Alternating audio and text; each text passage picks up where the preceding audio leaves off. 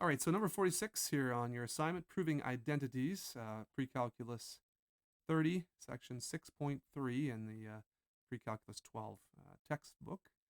And so what we want to do is we want to transform one side to look like the other.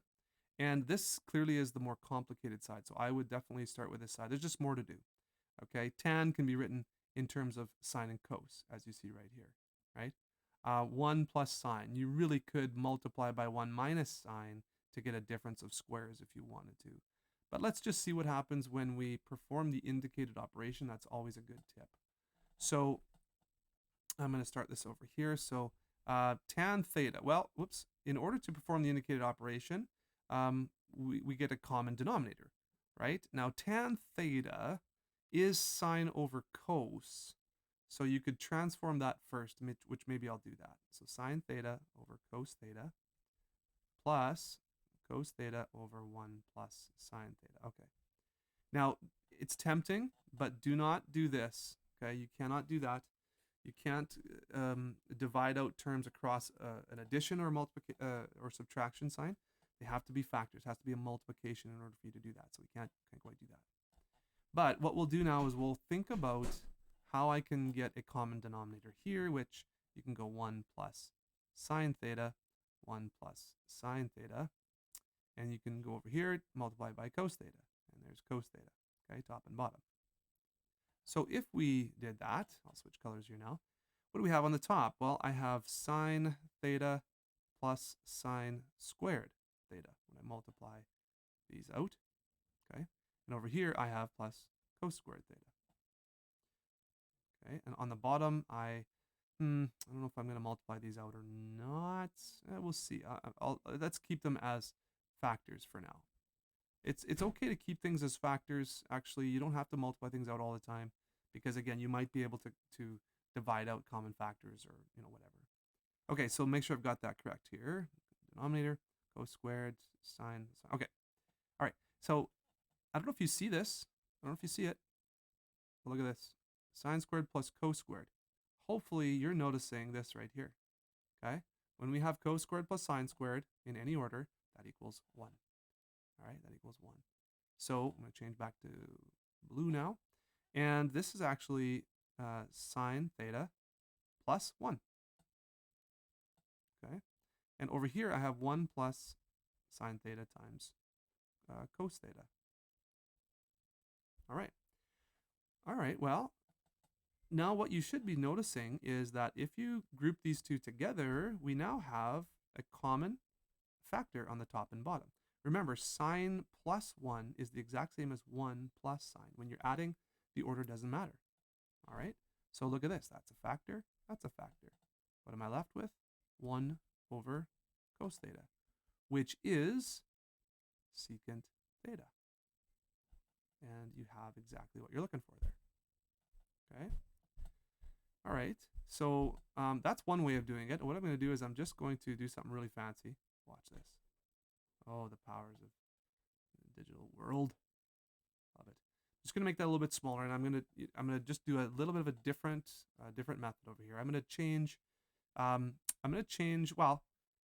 things into terms of sine and cos here. So I'm going to make tan. Oh, I did sine over cos. Okay, let's not do that. I'm not going to do that. I'm just going to get a common denominator, which is going to be sort of the same, but not. Okay, so again, I'm still going to work on this side, but I'm going to work on it over here. So let's do tan theta times 1 plus sine theta. So I have a common denominator here. 1 plus sine theta. Okay, you see that? Common denominator. Okay. So my denominator is 1 plus sine theta only. That's all. Over here I had 2 factors, but here I just have 1. And if I multiply this out, I get tan theta plus, now sine theta times tan theta. Let's see. Tan theta is what? Sine over cos. And so sine over cos times sine. What is sine over cos times sine? That's sine squared over cos. See that? Plus cos. theta. Now, you may not like this way. You might like the other way a little bit better. But watch. I'm going to focus now on the top part here, okay? On this top part. I'm going to turn everything. I'm going to try and get a common denominator of cos up top here, okay? So I'll turn to black here and I'll watch what happens. So tan is actually sine over cos, so I don't have to do much to that. Sine over cos theta plus sine squared over cos. And this here, cos theta, right? It's going to be cos squared theta over cos theta. And remember, this is all over 1 plus sine theta on the bottom. All right. Now you're thinking, Mr. Maxwell, this is terrible. I don't like either of these ways. Well, it's a tricky one. It's okay. When you have a common denominator, that means you can combine everything on top. Okay? And this common, okay, well, let me do one step at a time. So watch this. Sine theta plus sine squared plus cos squared. And I know what that is, don't I? Don't we? We've seen that before. It's over here. Over cos theta over 1 plus sine theta. All right. Let me just scooch down here. Now, a couple things I'm going to note here. Sine squared plus cos squared equals 1. And when you divide by two separate things, it's the same as dividing by the product of these two things. Okay, I'll say that again. When you divide by two separate things like this, divided by cos, divided by, right? Because this is over 1. So if you flip and multiply, right? Look at this. If you flip this one and multiply, you see how they're both on the bottom now? So when you divide by something, and then divide by another thing at the same time, it's like you're dividing by the product of both of them. So I'll just, the flip and multiply maybe is a little more familiar to you. So, okay, so now I've got sine theta plus 1 over cos theta times 1 plus sine theta. Okay, so how close are we? Ooh, not close at all. We need to get the secant there. We need to get the secant. Okay, well, what can we do? Oh, wait a minute. Do you notice this? Look at that. We have the same situation as we had in the other method there. We have the same factors. So really, I do have 1 over cos theta, and that equals secant theta.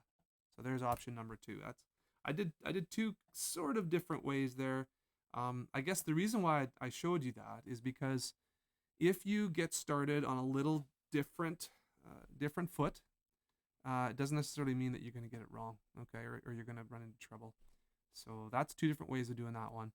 And 46. That's towards the end of the assignment, so those are getting a little tricky. Hope that helps.